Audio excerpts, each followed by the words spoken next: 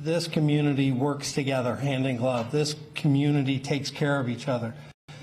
And we have been communicating regularly. I have been texting the chief, not just in West Bloomfield, but every place that's got significant houses of worship, Jewish facilities, synagogues, temples, you name it, over the past 2 weeks. Obviously, what happens around the world sometimes affects us, so we have to think about it and be prepared for it. So we've been talking. I texted actually the head of security from the temple 2 days ago and communicated some information to him.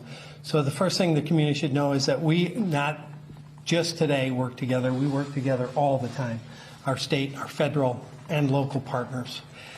Number one. Number two, we train.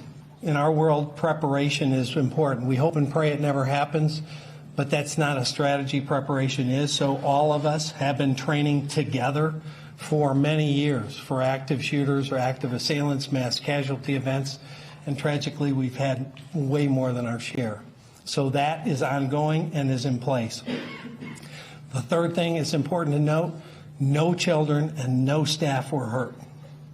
So we know there's evil in the world, and we know they only have to get it right once, and sometimes they do. They may not come on anybody's radar and they show up, but what happens when they show up, that's where training and preparation kicks in.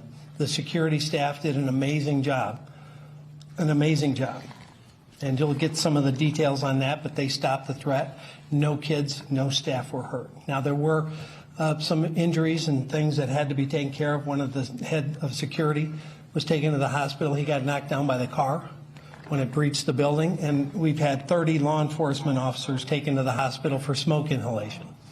So a lot of our folks from my SWAT team and other agencies are still in treatment because that building became engulfed when the car, and we'll learn all of that through the investigation, why it became engulfed in flames, what was the ignition source, and I think the ATF is taking that, the origin of that source and origin of the fire. But in any event, what it did, it caused terrible, terrible smoke in that part of the building. And so when all of our people collectively went in that building to search out the threat, to remove innocent, a lot of them took in significant amount of smoke inhalation, and they're at the hospital being treated. So I also know you're going to have a lot of questions.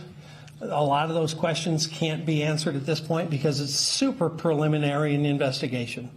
You know, all of us have thoughts of maybe why this happened, but we don't operate in a world where we can presume something. We have to determine it through investigation and specificity. And that is a work that's in progress as we speak. All of us will work seamlessly together to get the answers, and then it will be called what it is. Obviously, it's a hateful, terrible thing, right? But what drove this person into action, that has to be determined by the investigation. We can presume, but we have to find those facts, and that's going to happen over the next days in time. So we won't be able to get into a lot of the evidentiary questions, but we're available to make sure the community understands that we are still on a very heightened platform. And the most important thing that I would tell the community, don't be afraid to call us.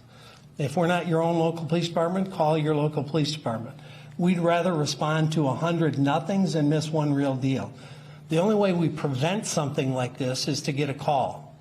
Something's off with my son, my brother, my boyfriend, whatever the case. I saw something posted. That's the only way we interdict, because people are more likely to see or hear something before us. So if you see or hear something, you have to communicate that, and then we can intervene and hopefully prevent. But if we can't prevent, then we respond and mitigate. That's what happened today, and I think based on the early information, it happened flawlessly. So with that, I'll kick it over to my friend Chief Young from West Bloomfield Police Department. Thank you, Sheriff. My name is Dale Young. I'm the police chief of West Bloomfield.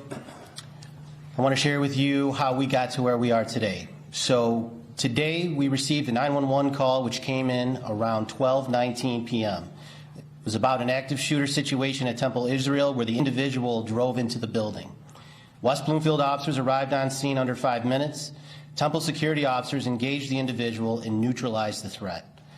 Our officers, combined with area agencies, cleared the building multiple times and safely and successfully evacuated all children and staff. This is an active crime scene, and we are examining every angle related to this situation. I will now turn this over to the FBI for further comment.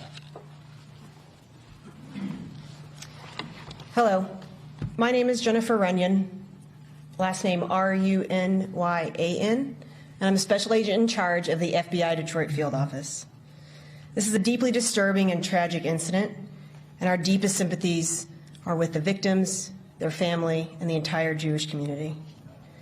The FBI is here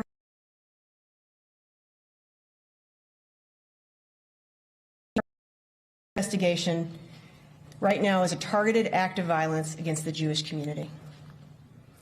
As my partners have said, this is an active and ongoing investigation with an active crime scene, and I ask for your patience as we process this evidence and pursue every lead that has come to us and that we have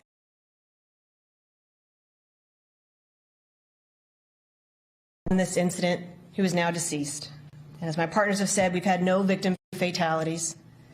I would not be able to provide additional information at this time on the subject or his motive, as our goal is to protect the integrity of this investigation and to ensure that we give you accurate and timely information as soon as we can.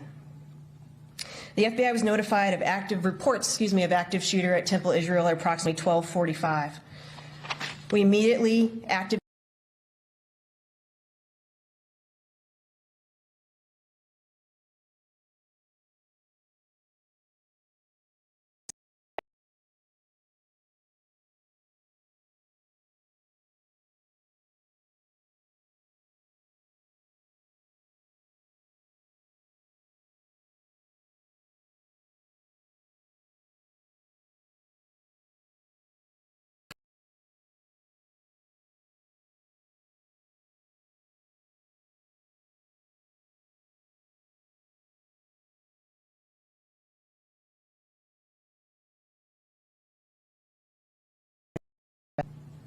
Second, we've activated a digital media tip line for any witnesses who has photos or videos of the incident today. They can upload those at www.fbi.gov/West Bloomfield attack, all one word.